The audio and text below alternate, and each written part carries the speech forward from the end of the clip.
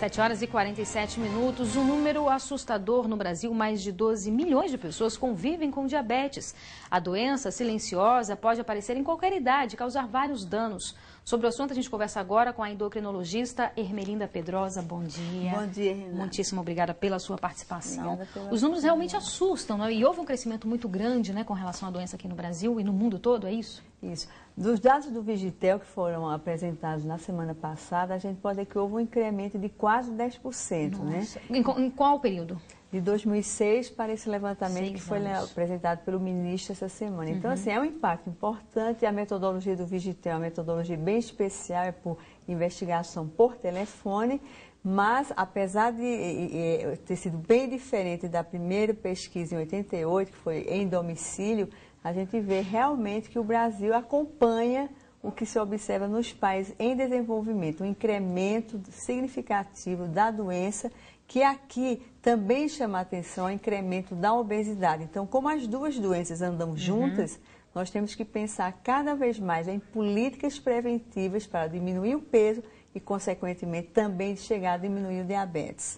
Então, uma das respostas para esse crescimento tão expressivo seria exatamente a questão da obesidade, quer dizer, estão juntos, as doenças andam juntas? Com certeza. Hipertensão também, que seria, quando a gente pensa em obesidade, hipertensão, que seria a pressão alta, e ainda essa questão do aumento da gordura no sangue, isso faz um conjunto de doenças que nós chamamos de síndrome metabólica.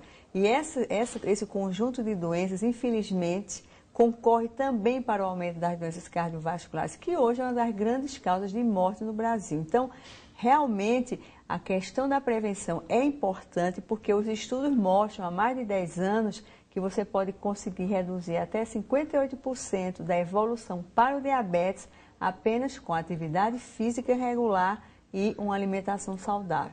E o governo também tem esse plano que foi lançado ano passado em todo o mundo, que é o plano de enfrentamento das doenças crônicas não transmissíveis, que é exatamente de investir na atividade física. Praticamente 50% das academias de saúde que o governo federal vem investindo no país já foram implantadas. Então, eu, do ponto de vista endocrinológico, a minha percepção é que isto vai alavancar, de fato, a condução de uma política preventiva no país. E é uma doença muito séria, né? Além de ser silenciosa, quer dizer, uma doença que, se não tratada, pode gerar várias consequências terríveis para a pessoa. Renato, exatamente esse é o grande problema das doenças crônicas não transmissíveis, porque, principalmente do ponto de vista metabólico, elas caminham de forma devastadora, embora silenciosamente.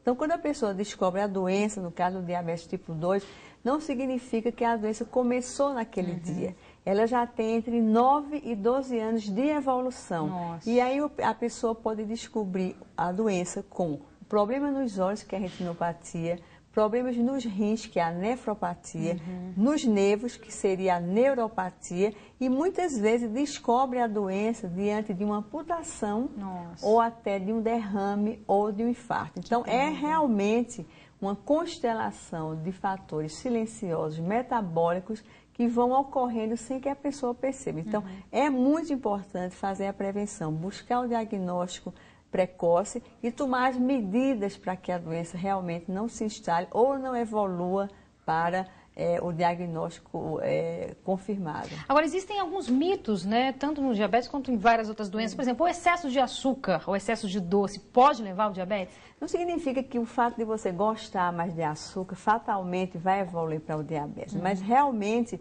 se a pessoa já tem uma predisposição genética, você fica, de fato, se associando a isso, o excesso de peso, você vai, de fato, demandar mais ação da célula que produz a insulina no pâncreas, que é a célula beta. Então, se você tem, no caso do diabetes tipo 2, um quadro de resistência à ação desse hormônio, o pâncreas vai se exaurir precocemente. Tanto é que, quando a pessoa descobre que tem a doença, metade da ação desta célula já foi, infelizmente, consumida. É 50%, em alguns casos até 85%. Portanto, cada vez que você ingere mais gorduras que também se transformam em carboidrato, em açúcar, você vai, de fato, concorrer para aumentar esse defeito da resistência à insulina. Afora os outros defeitos que existem, que são relacionados também há uma ação defeituosa dos hormônios que são fabricados no intestino. Então, só para ficar claro, além de uma alimentação saudável, com menos gordura, mais frutas, verduras e a prática de exercício físico, uma caminhada, né, de 40 minutos por dia, quais outros fatores que as pessoas devem ficar atentas com relação à doença? Você fala assim, em termos de complicações?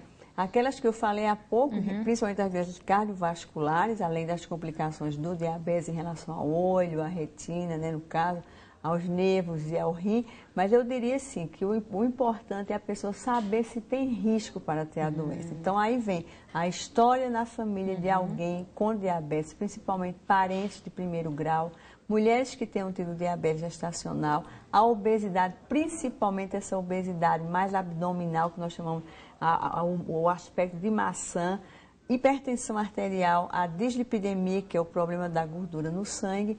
O fumo tem sido também implicado, embora no Brasil a gente tenha uma política tão positiva que praticamente 15% apenas da população ainda consome cigarros.